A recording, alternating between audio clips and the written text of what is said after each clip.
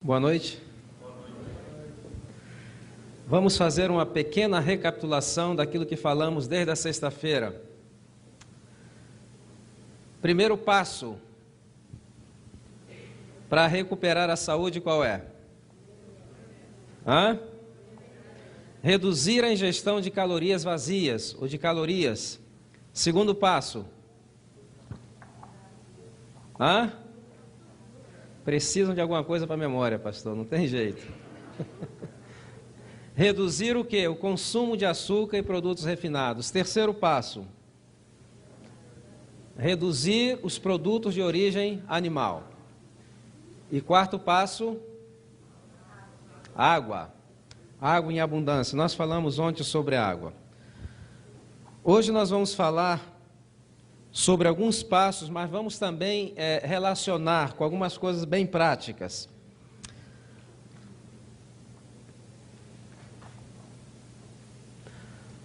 Um grande problema que nós vivemos hoje em país desenvolvido, que está alcançando caráter epidêmicos, é o que nós chamamos de obesidade. Texas é o estado mais pesado de toda a União. Eu trabalhei 2 anos junto com a Secretaria de Educação num programa para reduzir a obesidade de crianças em idades escolares. Conseguimos muitas coisas, mas há muita coisa a ser feita. E existe nos Estados Unidos hoje, em alguns outros países desenvolvidos, aqui nos Estados Unidos principalmente, uma indústria de 50, 60 bilhões de dólares, que é a famosa indústria de quê? Do emagrecimento. E vocês podem ir a alguns lugares.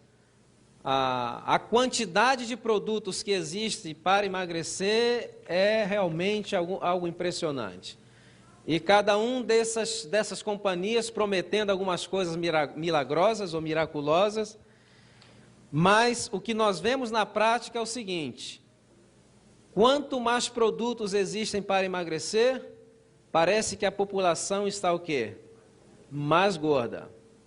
Então, gostaria de comentar algumas coisas práticas, fisiológicas hoje, que está relacionado com o ganhar ou perder peso.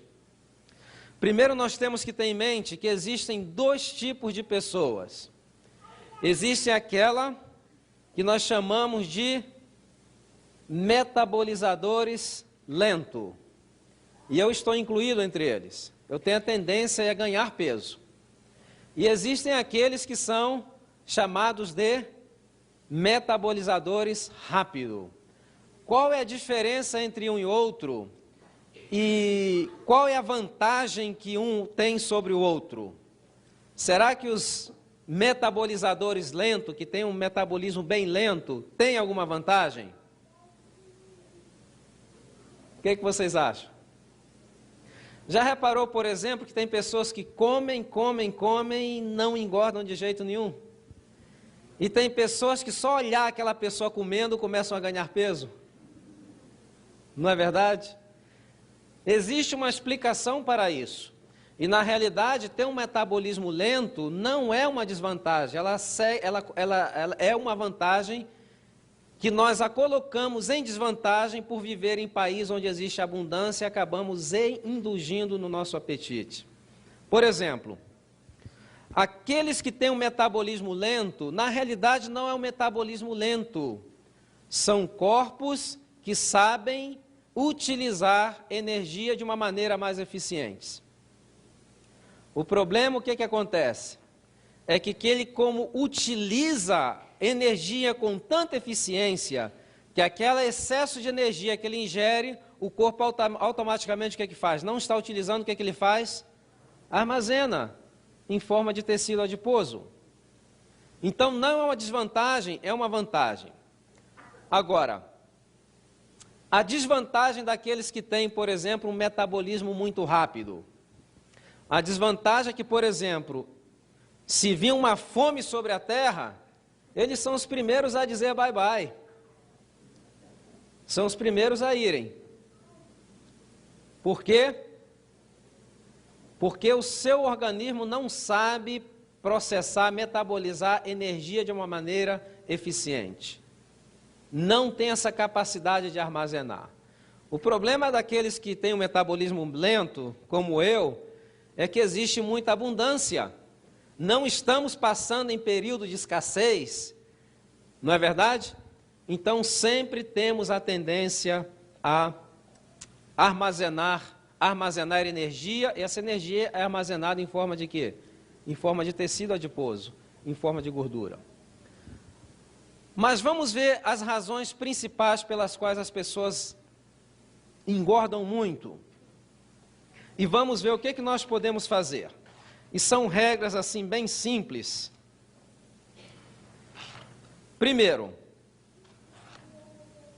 aquelas pessoas que querem perder peso, primeira coisa que ela deveria fazer é mastigar os seus alimentos e comer bem devagar. Existem duas coisas aqui. Normalmente os gordinhos são também um pouquinho ansiosos e comem muito rápido, não mastigam os alimentos. Por que o comer devagar ajuda a perder peso? Porque a pessoa que come devagar, ela pode reduzir até em 40% a quantidade de alimentos que está ingerindo. Mas como isso pode acontecer? É muito fácil. Nós temos no cérebro, no hipotálamo, chamado centro da saciedade. O que é o centro da saciedade? É o centro do cérebro que emite uma mensagem nos informando ao organismo que nós estamos saciados. Só que esse reflexo, do momento que você começa a comer, até que esse reflexo é emitido, vai passar de 25 a 30 minutos. O que acontece é que se você come 3 pratos de comida em 15 minutos, o que acontece aqui? Você vai se sentir cheio, mas não vai estar o quê? Satisfeito. Já viu pessoas comerem e falam, eu comi muito, vou comer de olho grande, mas eu quero comer alguma coisinha. Ela quer comer porque ela não está satisfeita, ela está cheia, mas não está satisfeita. Porque as pessoas pensam que a saciedade vem com a quantidade de alimentos que temos no estômago, mas não é. É com o tempo em que esses alimentos permanecem em contato com as papilas gustativas da boca, que vai mandando estímulo para o centro da saciedade. Se você come em 25 a 30 minutos um prato de comida bem mastigado, o reflexo da saciedade vai se fazer e você vai se sentir satisfeito, mas não vai se sentir o quê? Não vai se sentir cheio. Por quê? Porque foi estimulado o reflexo da saciedade e chega aquele momento em que o organismo diz, você está satisfeito. Sabe o que é comer lentamente, saboreando o alimento? A maioria não sabe, não é verdade? Mas é exatamente isso que nós necessitamos fazer. A maioria das pessoas colocam a comida na boca, para a esquerda, para a direita e gol. Mais eficiente que a seleção brasileira, não é verdade? Então vem as primeiras implicações. Primeiro, se tem carboidratos, grande parte da digestão não foi feita porque se faz através de enzimas produzidas na boca. Então esse alimento vai fermentar. E também não vai desencadear o reflexo da saciedade. Então, controle de peso. Primeira coisa, o que é? Comer devagar. Ok? Lentamente, mastigando os alimentos. Eu sei que é um processo de reeducação. Tem pessoas que não conseguem. Mas você pode, por exemplo, colocar um pouquinho de comida na boca e colocar o garfo ou a colher na mesa, colocar em cima da... E assim fazendo. E você vai ver que, à medida que vai passando o tempo, chega a 25 a 30 minutos, você vai se sentir satisfeito, mas não vai se sentir cheio, não vai sentir aquele sono que dá quando a pessoa come muito rápido. Aquele sono dá porque, principalmente amidos que não é bem mastigado, chega ao estômago, fermenta, produz o quê? Produz álcool. O álcool o que faz?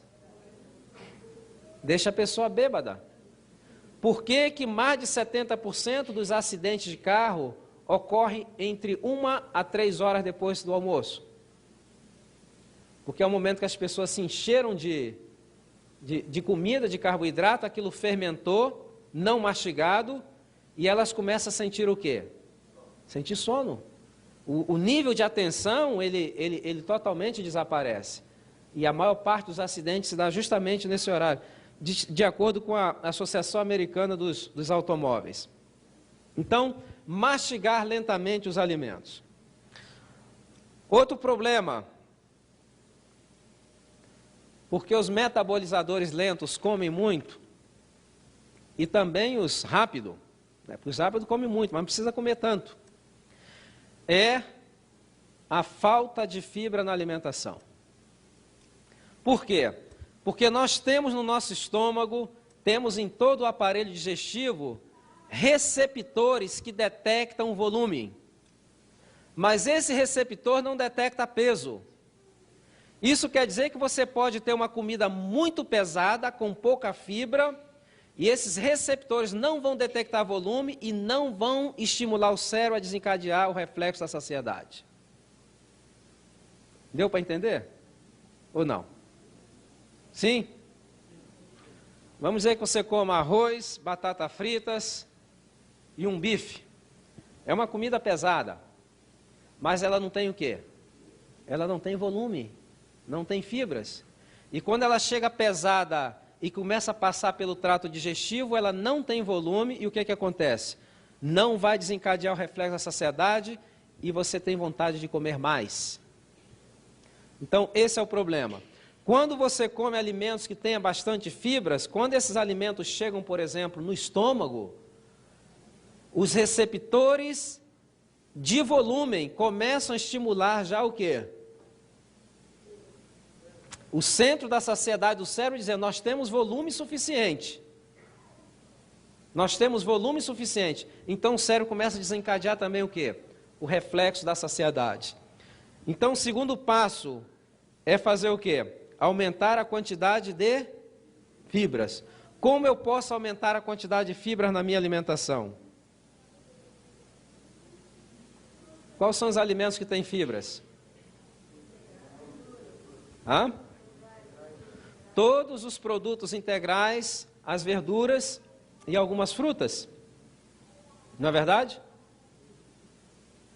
Então, pelo menos 1/3 desses alimentos deveriam fazer parte da nossa alimentação. Pelo menos 1/3, mínimo. E amanhã eu vou dar um teste aqui para vocês, para que vocês possam realmente fazer uma avaliação de como está o estilo de vida e fazer um autodiagnóstico. Então esse é o segundo passo. Terceiro passo para se evitar comer muito, que está relacionado com o terceiro, é evitar os produtos o quê?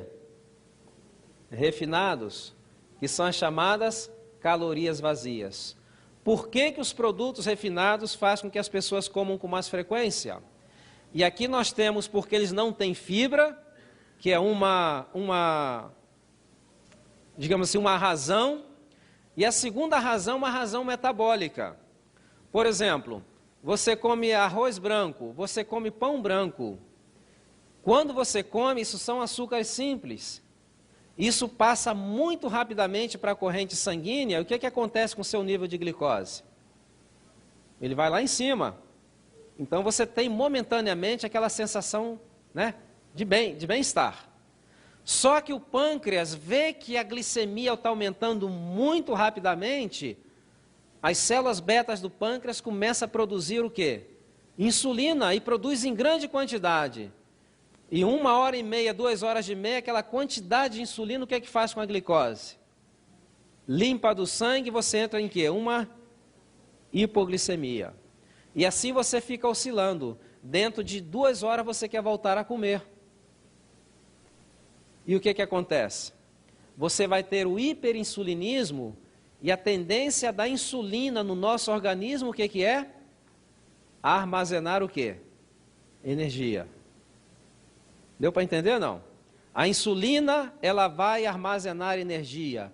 Quanto mais insulina você tiver na corrente sanguínea por período maior de tempo, mais o seu corpo vai fazer o quê? Armazenar energia. Essa é a razão pelas quais deveríamos evitar os produtos refinados. Por que não acontece com o produto integral, por exemplo? Por que não acontece? Porque o produto tem fibras, e as fibras faz com que o trajeto desse alimento seja mais lento através do tubo digestivo e que seja eliminado mais lentamente o quê? A glicose, e a glicemia não chega a um pico muito alto em um intervalo muito curto de tempo. Então não desencadeia a produção excessiva de insulina. Você não fica com hiperinsulinismo. E o hiperinsulinismo é a primeira porta para quê? Para a diabetes. Então esse é o segundo ponto. Primeiro, mastigar bem os alimentos. Segundo, mais fibras na dieta. E outro, que é um problema não só daqueles que querem perder peso, mas de todos, mas principalmente afeta aqueles que querem perder peso ou manter o peso, ou que são metabolizadores lentos, é excesso de alimentos cozidos. Tem pessoas que só comem alimentos cozidos. E os alimentos cozidos, nosso corpo não reconhece como sendo nosso. Toda vez que você come arroz, feijão e batata frita e não inclui nada que esteja cru na alimentação, existe uma resposta alérgica no seu sistema. É o que nós chamamos de leucocitose digestiva. Em Loma Linda, eles fizeram uma experiência. A um grupo de pessoas, eles deram alimentos somente cozidos. Verificaram e viram que os leucócitos estavam quadruplicados como se fosse uma reação alérgica. Leucócitos são células de defesa do corpo. Ao segundo grupo, deram alimentos somente crus. Tiraram a amostra de sangue e não verificaram a leucocitose digestiva, essa alergia. E ao terceiro grupo, deram uma mistura de alimentos cozidos com alimentos crus.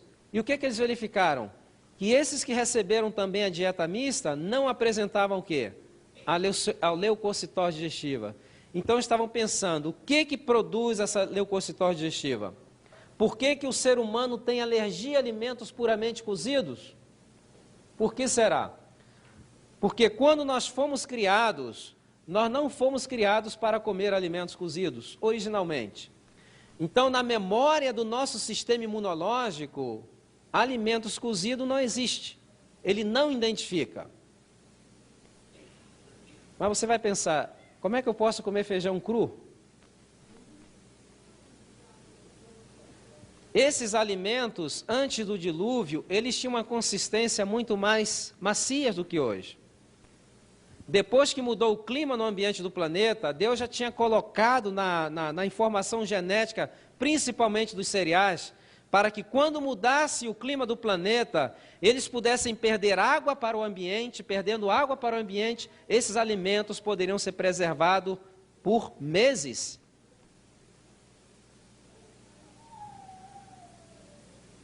Há séculos atrás, por exemplo, não se contava com geladeira para preservar alimentos. Se não fosse essa propriedade de os alimentos perderem água para o ambiente, a humanidade estaria em apuro, como eles iam preservar alimentos? Então, com a mudança no clima do planeta, esses alimentos começaram a, por exemplo, você colhe uma espiga de milho, ela está bem macia, você debulha e coloca no sol. Quando você coloca no sol, o que acontece? O sol faz com que ela perca o quê? Água. E ela endurece. E ela dura, você pode preservar o milho por quanto tempo? Por meses. E assim acontece com trigo, e assim acontece com arroz. Então, na nossa memória imunológica, criada por Deus, alimentos cozidos não faz parte de nós. É como se nós recusássemos. É uma resposta alérgica. Mas nós temos que comer os alimentos cozidos pelas razões pela qual falei para vocês. Agora, o que diz para o nosso corpo se o alimento está cru ou cozido? Uma boa pergunta, não é verdade? Como é que ele sabe? É muito simples. É a presença de enzimas vivas. Quando você coloca um alimento na boca, que sua boca não detecta a presença de enzimas vivas, automaticamente desencadeia-se um processo alérgico, como se aquilo fosse algo estranho ao seu corpo. Quando comemos alimentos cozidos, o que acontece com as enzimas? elas se desnaturam. Desnaturando, ela perdeu a sua função. Quando a comemos, o corpo não detecta a presença dessas enzimas vivas e desencadeia o processo de reação alérgica. O que eu deveria fazer então? Evitar comer alimentos cozidos? O que eu deveria fazer? Jamais comer algum alimento cozido se não for acompanhado com alimento o quê? Cru. Para evitar essa famosa leucocitose digestiva.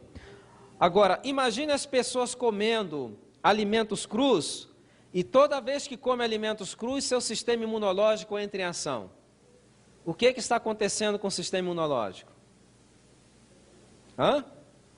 Está chegando a exaustão?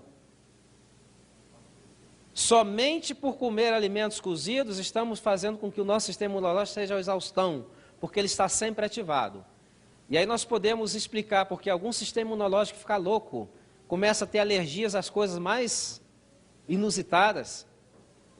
Estamos mais predispostos a gripes, e é uma constelação de outras enfermidades que é provocada por anticorpos, por bactérias, vírus ou fungos, que supostamente nosso sistema imunológico está preparado para poder enfrentar. Mesmo os cânceres, mesmo os tumores, uma pessoa que tem um sistema imunológico funcionando, ela está imunizada não somente contra enfermidades infecciosas, ela está imunizada contra a presença de tumores. Quando uma pessoa chega a desenvolver um tumor, é porque houve falha em 4 sistemas que nós temos dentro do corpo de defesa para evitar a apresentação de tumores. Por exemplo, nós temos os linfócitos T, por exemplo, que estão em todos os tecidos do corpo. O que eles estão fazendo nos tecidos do corpo? Eles estão verificando que cada célula que se divide, se ela tem um código genético adequado para aquele tecido. É como se fosse o FBI, pedindo a documentação. Se apresenta uma célula com uma modificação no seu código genético, sabe o que o linfócito T faz? Ele coloca uma marca. E aquela é a marca para morrer. Aí vem os macrófagos, ou macrofages, que são os lixeiros do organismo. Os macrófagos, eles eliminam do nosso corpo colesterol. Pessoas que desenvolvem hipercolesterolemia, é porque está com falha também no sistema de macrofágio, porque eles devoram. E você, quando olha os macrófagos no microscópio, que comeram muita gordura, eles parecem espumas. Tanto é que em patologia nós chamamos de foam cell, de células em forma de espuma, porque eles estão lotados de colesterol. Então eles ajudam a controlar o nível do colesterol também. Então eles veem aquelas células que estão marcadas, o que eles fazem? Eles devoram e digerem. Então, são vários sistemas que nós temos dentro do corpo para poder nos proteger das enfermidades. Mas ao comermos uma alimentação inadequada, ao comermos alimentos puramente cozidos, nós estamos cansando o nosso sistema imunológico e o que acontece? Os linfócitos T são produzidos por onde? Pelo timo. Os linfócitos B são produzidos, as células B por onde? Pelo bone marrow. Imagine a cada momento sua medula tem que estar produzindo e multiplicando para um inimigo que não existe. E quando se apresenta realmente uma mensagem, um inimigo, o que acontece? Seu sistema imunológico está cansado e aí ficamos predispostos a essa constelação de enfermidades, tanto infecciosas como metabólicas que se apresentam. Então, alimentos crus com alimentos cozidos. Então, no alimentos crus com os alimentos cozidos, mesmo que você coma arroz branco, se você comer uma boa salada, o que acontece? Você vai retrasar o trajeto daquele arroz branco no seu trato digestivo, porque as fibras estão ali e a glicose ela vai sendo liberada mais lentamente à medida que o corpo vai aproveitando. Então, alimentos crus com alimentos cozidos. Evitar a leucocitose digestiva. Agora, outra implicação dos alimentos puramente crus. Quando comemos alimentos puramente crus e comemos alimentos que chamamos de alimentos muito macios, o primeiro efeito que nós sentimos e que se observou principalmente no século XX, no século em que os alimentos cozidos e industrializados tomaram conta do mercado, sabe qual foi a primeira coisa que se notou? O aparecimento exagerado de alergias e, nos últimos anos, a incidência de leucemia em crianças. E outra coisa, degeneração dos dentes. Por quê? Por que os dentes se degeneram só com alimentos cozidos?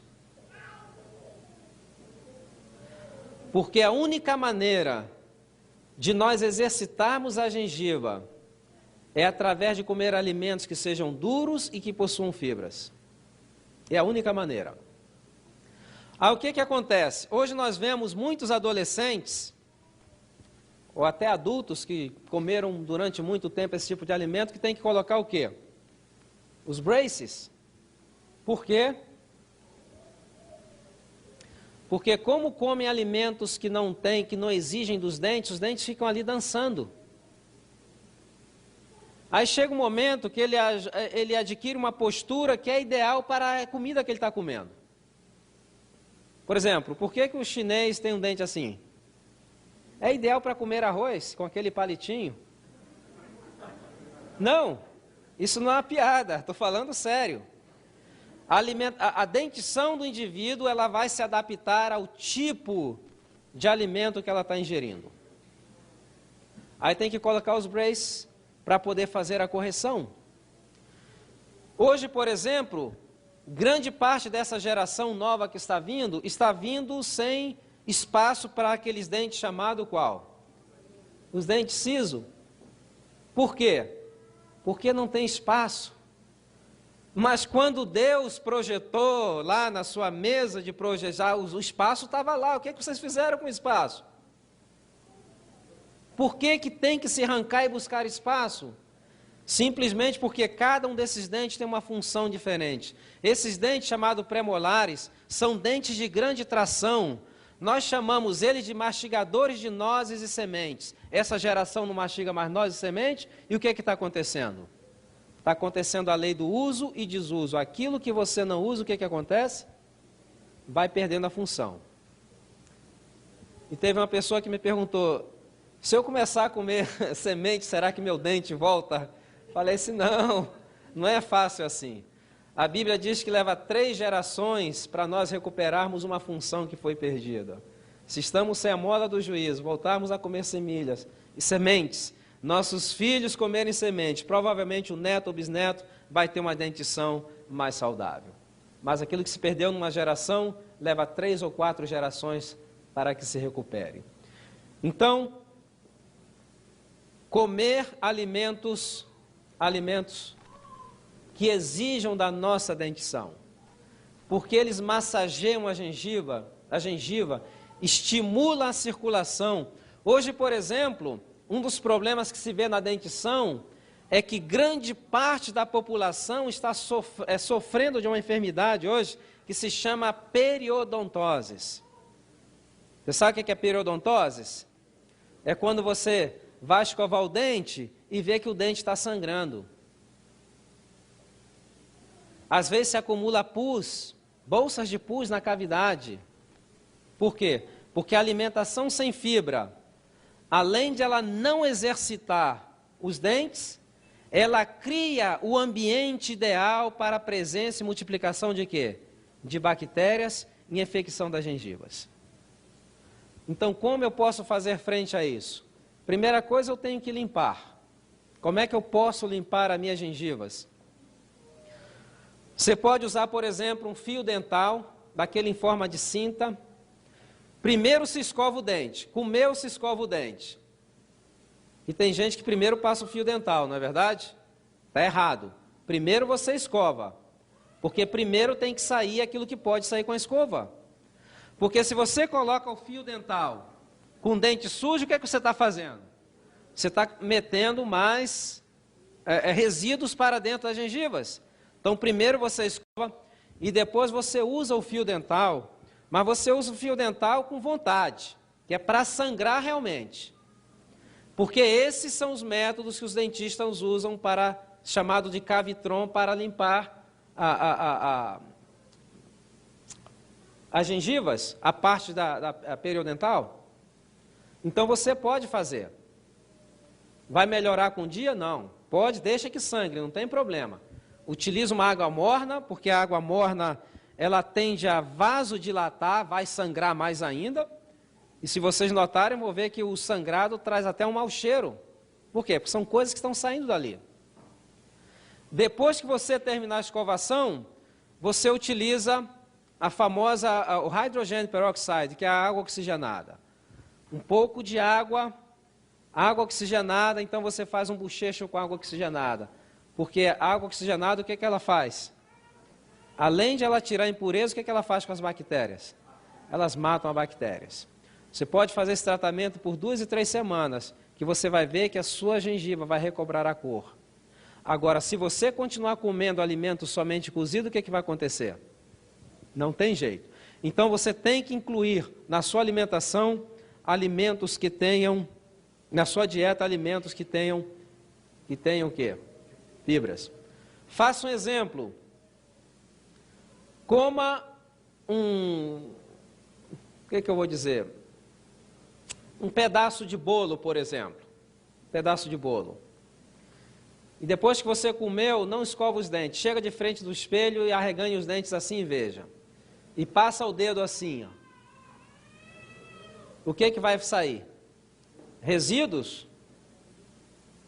Agora você come uma maçã, bem mastigadinha. Depois chega de frente para o espelho, você dá um belo sorriso, você não vai encontrar resíduos. Por quê? Porque as próprias fibras da maçã, além de massagear a gengiva, elas ajudam a varrer e não deixam o resíduo.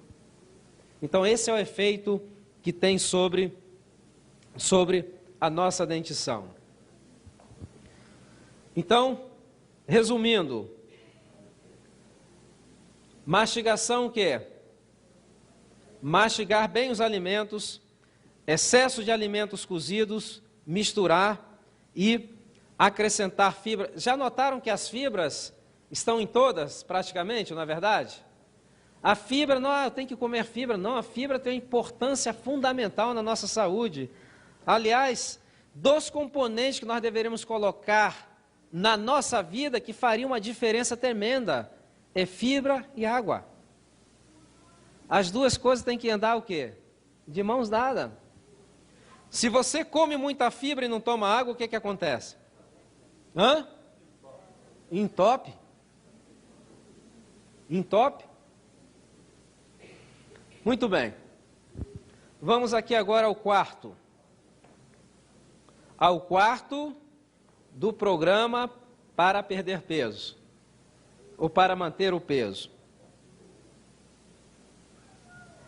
Infelizmente, a nossa sociedade, pela cultura, é uma tendência do ser humano. Cozinhar já é uma coisa que vem desde os tempos remotos. Se você lê, por exemplo, o texto da Bíblia, que fala quando caiu o maná, lá está escrito, né? Caiu na primeira semana, eles comeram como vieram, depois já estavam o quê? Fritando, batendo, cozinhando, já estavam fazendo o que queriam com o maná, não é verdade? É uma tendência do ser humano. E de certa forma, alimentos ele tem que ter sabor, porque o alimento não é só para nutrir. Deus criou um alimento como uma forma de nos dar prazer. Não é verdade? É um prazer comer. Faz parte da vida. O alimento tem que ter sabor. E isso é um dos grandes problemas que muita gente enfrenta quando quer mudar de uma alimentação para outra, e depois chega na mesa, coloca uma alface com um tomate e chama aquilo de salada. Isso é um crime. Tem que saber preparar, ninguém vai comer. Tem que saber preparar para que tenha sabor e que seja uma maneira saudável. Por isso nós temos material em saúde com sabor. Então,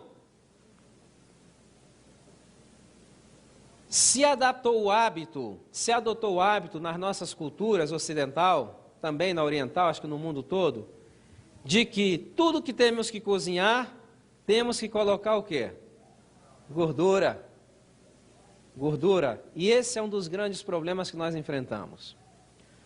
Inclusive tem pessoas vegetarianas que vai no médico e faz um exame de colesterol e fica espantado que o colesterol está alto. Mas eu não como nada de produtos animais, mas está comendo gorduras saturadas. E as gorduras saturadas, quando são ingeridas, o fígado vai transformar em quê? Em colesterol. E qual a grande quantidade de gordura saturada que estão comendo? São através da gordura refogada.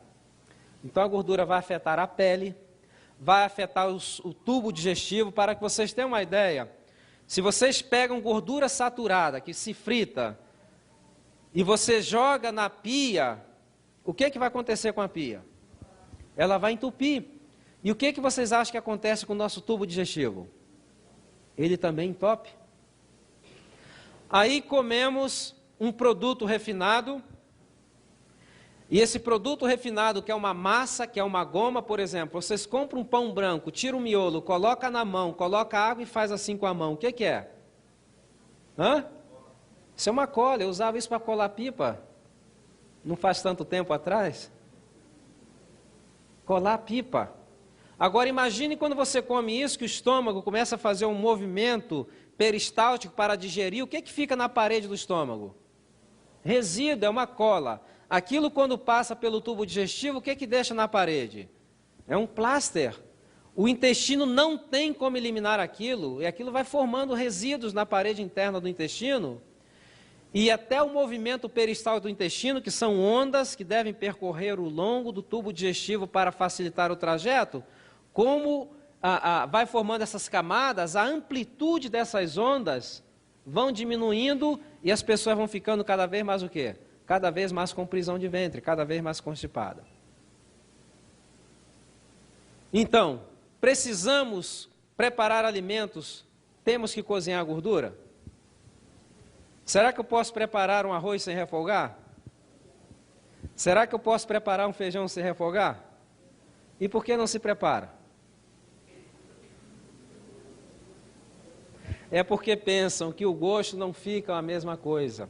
Claro que fica a mesma coisa. Por exemplo, você pega o arroz integral, vai preparar o arroz integral. Você coloca o arroz integral numa panela sem água e sem nada. E com uma colher de pau você vai mexendo.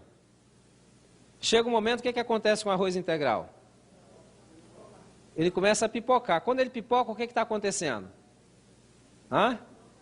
Ele está perdendo o quê? Está perdendo água. Quer dizer, ele já não vai mais fazer papa, porque a água ele está perdendo ali. Quando você acrescenta água e acrescenta sal a gosto, que termina de cozinhar, ele vai cozinhar muito mais rápido e ele vai estar assim bem soltinho, bem crispy. Agora, no momento de servir, você vai comer aquele arroz só com sal, não parece que tem muito gosto. Então você prepara o quê? Você prepara um molho que pode ser com azeite de oliva, pode ser com alho. O molho que você quiser preparar a seu gosto, você serve o arroz e agora você faz o quê? Você acrescenta. E o que você está fazendo agora? Você está tendo o benefício do arroz e você está tendo o benefício de uma gordura não o quê? Não saturada.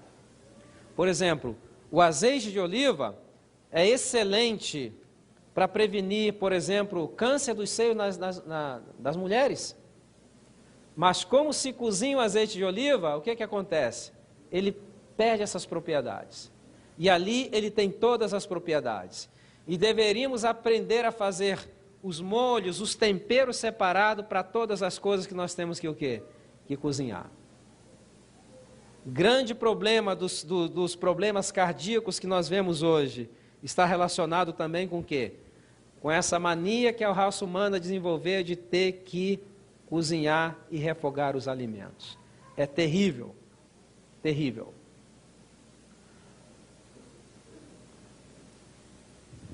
Evitar refogar os alimentos. Se você refoga os alimentos, vai deixando resíduos, esses resíduos de gordura vão atraindo resíduos de refinados e você vai o quê?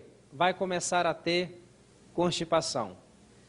E hoje, mais de 70% das pessoas têm problema de prisão de ventre.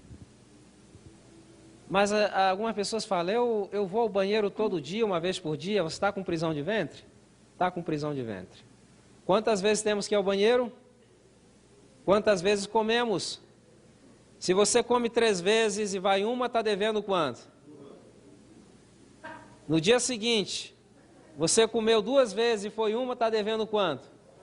3. Uma daquele dia, mais 2 do anterior. Então, nós estamos sempre em déficit. Eu mencionei aqui ontem, não sei se todos que estão aqui presentes estiveram ontem, mas de acordo com o Centro para o Estudo das Enfermidades, o CDC, para o controle das enfermidades, cada pessoa nessa dieta típica americana, que consiste de 50% de produtos refinados e açúcar, deve ter no seu tubo digestivo de 10 a 25 libras de fezes que não eliminam.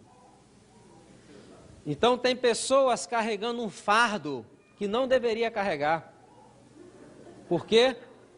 Porque está carregando um peso extra. Já reparou como as pessoas se cansam com facilidade? Porque às vezes está carregando 20 ou 25 quilos mais do peso que deveria carregar. Por quê? Porque está com problema de eliminação. E essas fezes que se encontram no nosso intestino, eu sei que é muito assim, indelicado falar nisso, é grosso, mas tem que falar, não tem jeito. Não tem outra maneira de não falar.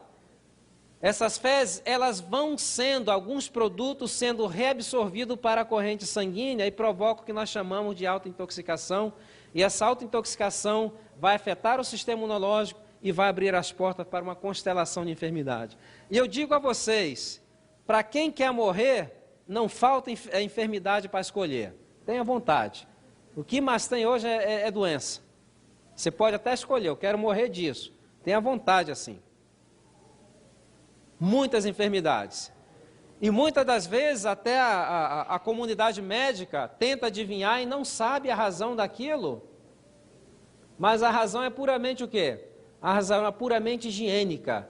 Não higiene porque a pessoa não toma banho, mas porque não tem uma boa higiene de quê?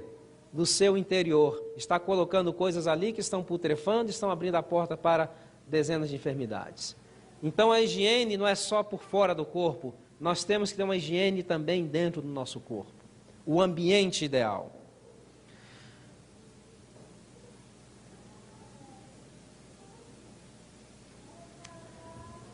Agora,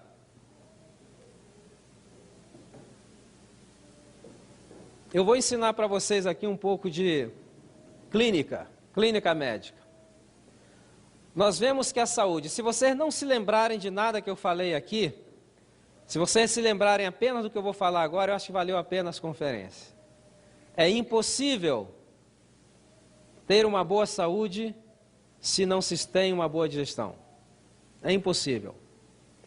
A Bíblia menciona que os olhos é a entrada de quê? Da alma. Tudo que os nossos olhos contemplam vão contribuir para o nosso benefício espiritual ou para o nosso malefício. E eu digo que a boca é a entrada do corpo.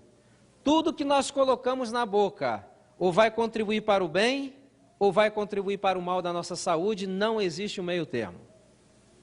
Não existe. Então temos que guardar não só as entradas da alma, como guardar a entrada de quê também? Do corpo. Então, depende de uma boa digestão. Agora, como que eu posso saber se eu estou tendo uma boa digestão? Como é que eu posso saber? Muito fácil. Todo ser humano, depois que ele vai no banheiro defecar, ele devia dar uma olhada para ver como é que está a situação. Dá uma olhada. Eu sei que as damas são um pouquinho assim mais pudorosas, mas por cima do ombro, assim já, com quem já está saindo do banheiro. Ou hoje, por exemplo, com o avanço digital, tira uma fotografia rápida e vai lá na sala. Por quê? Ali existem informações importantíssimas a respeito do seu corpo. Por exemplo, o primeiro mito que nós deveríamos derrubar: fezes não deve ter odor fétido. Tem gente que vai no banheiro que, se ela mesmo pudesse, ela não ficava ali. Não é verdade? Então, se tem, isso é clínica médica, eu estou falando sério, não é brincadeira. Se tem um odor fétido, alguma coisa já está errada. O que está indicando? Que a digestão não foi boa, que houve um desequilíbrio das bactérias do trato digestivo, e que essas bactérias produziram gases. Entre esses gases está o metano e o butano, que dá esse cheiro fétido. Então alguma coisa está errada. Segundo que nós devemos observar é a cor das fezes. As fezes, claro, a não ser que você coma uma alimentação com uma cor muito típica, né? Ela vai mudar de cor. Mas normalmente a alimentação normal, as fezes não devem ter a cor muito escura. As fezes que têm uma cor muito escura, o que está indicando?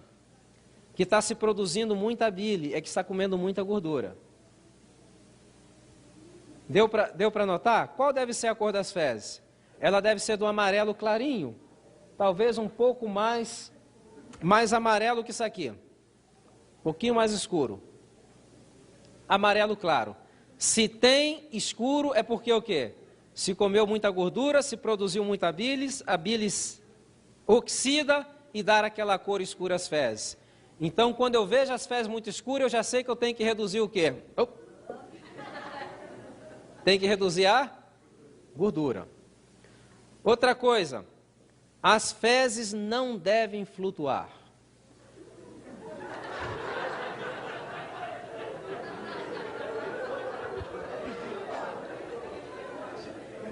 Parece piada, mas não é. A coisa é séria, mais séria do que vocês imaginam. Tem até um ditado que diz o seguinte: se as fezes estão flutuando, sua saúde está afundando.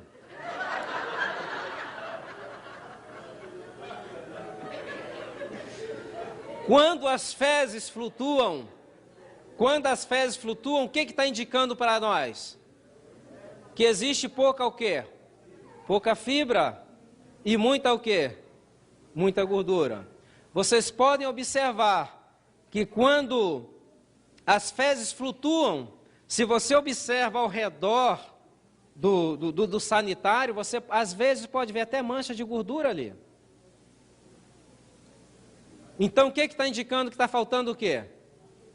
Fibra, notaram? A cor muito escura indica que estamos comendo muito o quê? Gordura. As fezes flutuando indica que estamos comendo pouca o quê? Pouca fibra. As fezes fétidas estão indicando o quê? Má digestão e fermentação. Isso é clínica. Isso é clínica. Agora, outra coisa que nós deveríamos observar é o calibre das fezes. Calibre. A espessura. Mas por quê? É muito fácil. Se você, por exemplo, tem um diâmetro do ânus assim, como é que as fezes podem sair da grossura de um dedo? Ou parecendo uma fita que adorna? O que isso está indicando? Está indicando que existe o quê? Uma obstrução. Isso está indicando que o lúmen do tubo digestivo já não está permitindo passar fezes que acompanham todo o seu calibre.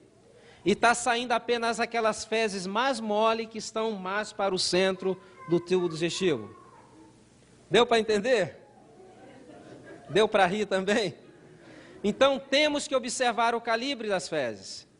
Por quê? Porque pode indicar um certo nível de obstrução, não obstrução porque tem um tumor ou alguma coisa. Pode até ser, mas a obstrução está relacionada com resíduos que tornou o lúmen, a passagem do tubo digestivo mais estreito, e aquelas fezes laterais que não se movem, vai fazendo com que a outra se move e parece um lápis. Tem outros que vão ao banheiro, parece igual cabrito. Faz em pedacinhos, em suaves prestações, né? Então, isso também indica problemas digestivos. Ok? E isso são problemas que têm que se corrigir imediatamente. Eu até penso, que toda a reforma de saúde que a pessoa queira fazer, ela deveria começar, sabe com o quê? Fazendo uma limpeza no seu intestino. E existem várias maneiras de fazer limpeza no intestino.